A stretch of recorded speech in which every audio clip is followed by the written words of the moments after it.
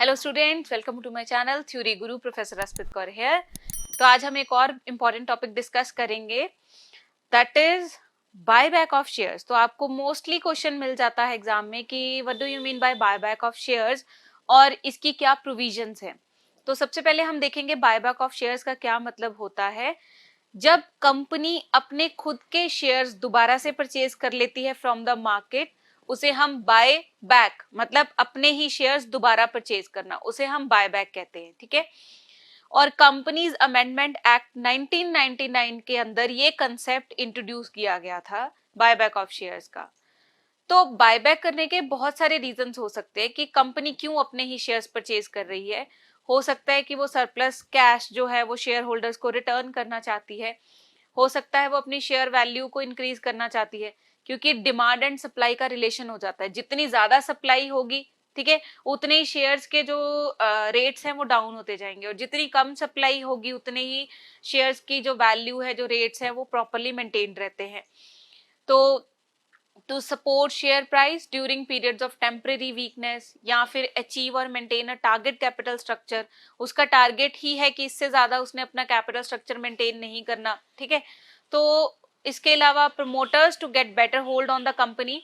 तो इनमें से कोई भी रीजन हो सकता है फॉर बायबैक। बेसिकली जो उसकी प्रोविजंस हैं वो 3 सेक्शन के अंदर डिस्क्राइब करी गई हैं, सेक्शन 68, सेक्शन 69, सेक्शन 70। तो इसके अंदर हम बात करेंगे सबसे पहले सेक्शन 68। बहुत इजी है। सेक्शन 68 हमें ये कहता है कि कंपनी के पास पूरी पावर है कि वो अपने खुद के शेयर्स परचेज कर सकती है। इसके अंदर हम ये चीजें डिस्कस करेंगे कि किन चीजों के थ्रू वो कर सकती है, किन किन लोगों से कर सकती है, और क्या टर्म्स कंडीशंस होती हैं, वो सब कुछ सेक्शन 68 बताएगा आपको। ठीक है। तो सबसे पहले हम बात कर रहे हैं कि कंपनी अपने शेयर्स परचेज कर सकती है आउट ऑफ फ्री रिजर्व्स, ठीक है, out of security premium account, out of proceeds of an earlier issue other than fresh issue made specifically for buyback purpose। एक तो आपने फ्रेश इशू करा स्पेसिफिकली बायबैक करने के लिए, ठीक है, कि आपने इशू करा, पैसे आए और उससे आप बायबैक करोगे। लेकिन अगर इससे पहले भी आपने कोई अर्लियर इशू करा है तो उसकी प्रोसीड से भी अगर कोई पैसा आपके पास आया है तो वो भी कंपनी यूटिलाइज कर सकती है फॉर बायबैक। ठीक है। फिर आ जाता है it is to be noted. ध्यान रखने वाली बात क्या है इसके अंदर, कि जितनी भी कंपनीज हैं, चाहे वो लिस्टेड हैं चाहे वो अनलिस्टेड हैं, वो सारी इस सेक्शन के अंदर इंक्लूडेड हैं। ठीक है। और स्पेसिफाइड सिक्योरिटीज का मतलब क्या है? स्पेसिफाइड सिक्योरिटीज में एक तो आती है एम्प्लॉय स्टॉक ऑप्शन, और दूसरी कोई भी सिक्योरिटी जो सेंट्रल गवर्नमेंट ने नोटिफाई करी है और वो चेंज होती रहती है फ्रॉम टाइम टू टाइम। ठीक है। अच्छा, सेक्शन 68 हमें कुछ कंडीशंस बताता है फॉर बायबैक, कि आपने किन किन बातों का ध्यान रखना है। सबसे पहली बात, no company shall purchase its own shares unless, जब तक वो इन कंडीशंस को फुलफिल नहीं करती। पहली बात तो अगर आपका आर्टिकल ऑथोराइज करता है, आर्टिकल ऑफ एसोसिएशन, तभी बायबैक किया जा सकता है। ठीक है। बायबैक करने के लिए आपको जनरल मीटिंग में स्पेशल रेजोल्यूशन पास करना पड़ेगा, और total paid up capital plus free reserves, इन दोनों का जो भी टोटल होगा, ठीक है, बायबैक उसका 20%, 25% से कम होना चाहिए। मतलब ये जो अमाउंट आई है इसका आप टोटल कर लो, टोटल का 25% निकाल लो, जो भी अमाउंट आएगी buyback should be less than that amount. ठीक है। फिर नेक्स्ट पॉइंट है कि जो डेट इक्विटी रेशो है वो बायबैक के बाद 2:1 से बिल्कुल भी इंक्रीज नहीं करनी चाहिए। लेकिन अगर किसी क्लास के लिए या क्लासेस ऑफ कंपनीज के लिए सेंट्रल गवर्नमेंट अप्रूव कर देती है या कह देती है कि इससे ज्यादा रेशो हो सकती है, तो वो फिर अप्रूवेबल होगी। ठीक है। जो भी सिक्योरिटीज आप बाय बैक करोगे that must be fully paid up, इस बात का ध्यान रखना है। अच्छा, अगर सिक्योरिटीज बायबैक करी जा रही है लिस्टेड कंपनी की, ठीक है, लिस्टेड, तो आपने सेबी की रेगुलेशंस को फॉलो करना है। अगर अनलिस्टेड सिक्योरिटीज को बायबैक किया जा रहा है तो जो रूल्स एंड रेगुलेशंस गवर्नमेंट ने फ्रेम करे हैं उन्हें फॉलो करना पड़ेगा। क्लियर? सेकेंड पॉइंट हमारे पास आता है, बहुत इजी पॉइंट है, कि बायबैक, दो बायबैक ऑफर्स के बीच में कम से कम 1 साल का डिफरेंस होना चाहिए। ठीक है। फिर सेक्शन 68 सबसेक्शन 3 क्या कहता है कि जो भी मीटिंग, जर्नल मीटिंग का नोटिस दिया जाएगा, कौन सी जर्नल मीटिंग? जिसके अंदर स्पेशल रेजोल्यूशन पास करना है, ठीक है, उस नोटिस के साथ साथ आपने एक्सप्लेनेटरी स्टेटमेंट भी अटैच करनी है। और वो सिलेक्ट जो एक्सप्लेनेटरी स्टेटमेंट है उसके अंदर क्या क्या चीजें या क्या क्या इंफॉर्मेशन इंक्लूड करनी है। सबसे पहली कि full and complete disclosure of all material facts, क्यों बायबैक कर रहे हो, ठीक है, तो सारे मटेरियल फैक्ट्स आपने डिस्क्लोज करने हैं, जैसे कि बायबैक क्यों कर रहे हो, क्या जरूरत पड़ी आपको, ठीक है, किस क्लास ऑफ सिक्योरिटीज को बायबैक कर रहे हो, कितनी अमाउंट आप इन्वेस्ट करोगे बायबैक करने के लिए, और क्या टाइम लिमिट होगी for the completion of the whole process of the buyback.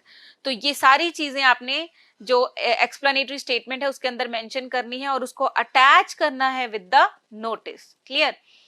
फिर फोर्थ पॉइंट आता है every buyback shall be completed with in 1 year.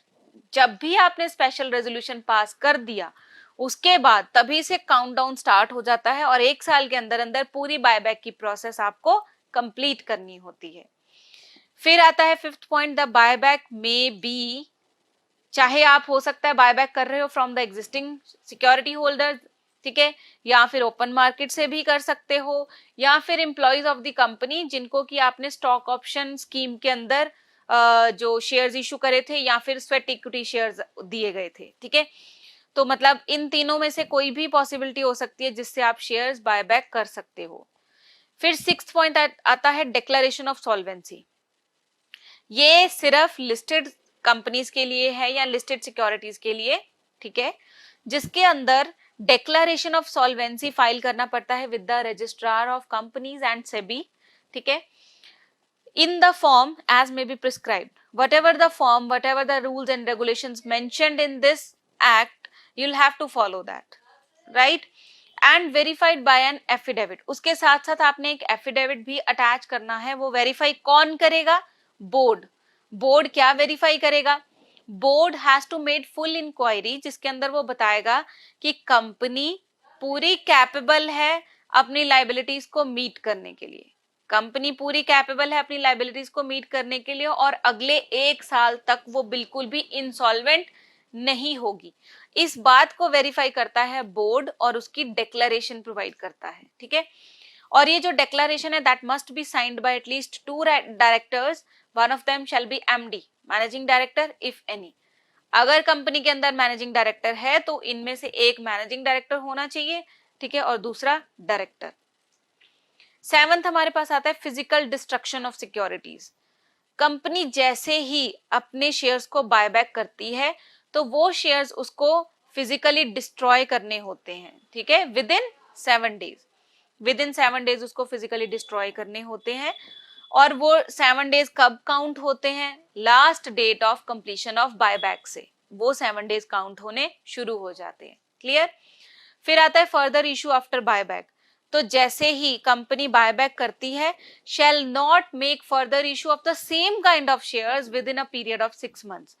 जिस तरह के शेयर्स आज डिस्ट्रॉय करे गए हैं अगले 6 महीने तक उसी तरह की सेम काइंड ऑफ शेयर्स या सिक्योरिटीज इशू नहीं की जा सकती, ठीक है।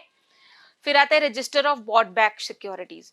जब भी कंपनी शेयर्स बायबैक करती है उसके बाद वो एक रजिस्टर लगाती है, ठीक है, मेंटेन है रजिस्टर, जिसके अंदर वो काफी सारे पर्टिकुलर्स बताती है, जैसे कि क्या कंसीडरेशन पे करी उसने बायबैक के ऊपर, ठीक है, डेट ऑफ कैंसिलेशन क्या थी, date of extinguishing and physically destroying of securities क्या थी। मतलब each and every relevant information regarding buyback should be included in this register, right.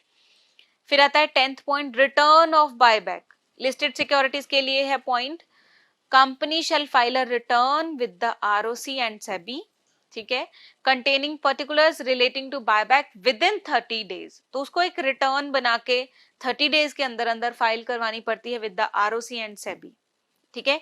और अगर वो इनमें से किसी भी चीज को कंप्लाई नहीं करते तो पेनाल्टी लगेगी for non compliance with this section. तो उसको इम्प्रिजनमेंट हो सकती है अप टू 3 years की और उसको फाइन लग सकता है अप टू 1 lakh विच में एक्सटेंड अप टू 3 lakh, या फिर दोनों चीजें पॉसिबल हैं। क्लियर हो गया। This was all about section 68। Clear. अब बात करते हैं सेक्शन 69 की, जिसके अंदर कहते हैं transfer of certain sum to CRR account. What is the full form of CRR? Yes, capital redemption, ठीक है, CRR अकाउंट में आपने उसको ट्रांसफर करना होता है, जहां पे कंपनी अपने खुद के शेयर्स परचेज कर रही है आउट ऑफ फ्री रिजर्व्स, ठीक है। तो sum equal to the nominal value of the shares so purchased, तो जितनी भी नॉमिनल वैल्यू के उसने परचेज करे हैं, बायबैक करे हैं, उसके बराबर अमाउंट, उतनी अमाउंट उसने ट्रांसफर करनी होती है कैपिटल रिडम्पशन रिजर्व अकाउंट के अंदर, CRR, ठीक है, कैपिटल रिडम्पशन रिजर्व अकाउंट के अंदर। और उसने इसके रिगार्डिंग सारी की सारी डिटेल्स डिस्क्लोज करनी है in the balance sheet. Clear? This was all about section 69। Now come to section 70, जिसके अंदर प्रोहिबिशन करी गई है for buyback in certain circumstances. कुछ सर्कमस्टांसेस के अंदर कंपनी बायबैक नहीं कर सकती, ठीक है। नो कंपनी शैल डायरेक्टली और indirectly purchase its own share और other specified securities through any subsidiary company. ना तो वो किसी सब्सिडरी कंपनी के थ्रू कर सकती है बायबैक, ना ही अपनी सब्सिडरी के थ्रू कर सकती है, ना ही किसी इन्वेस्टमेंट कंपनी या ग्रुप ऑफ इन्वेस्टमेंट कंपनीज के थ्रू बायबैक कर सकती है। और अगर कंपनी ने इनमें से किसी भी सेक्शन को, चाहे वो 92 है, चाहे 123 है, 127 है, 129 है, 4 सेक्शंस की बात हो रही है, इनमें से अगर किसी भी प्रोविजन के साथ उसने कंप्लाई नहीं किया तो भी वो अपने शेयर्स बायबैक नहीं कर सकती। और लास्ट पॉइंट है, अगर कंपनी के पार्ट पे कोई डिफॉल्ट हुआ है इन रीपेमेंट ऑफ डिपॉजिट्स और इंटरेस्ट, तो भी कंपनी अपने शेयर्स बायबैक नहीं कर सकती। So this was all about complete concept of buyback, जिसके अंदर हमने 3 सेक्शंस करे, 68, 69 एंड 70। तो होपफुली आपको सारा टॉपिक क्लियर हो गया होगा। So thank you so much for watching, have a nice day.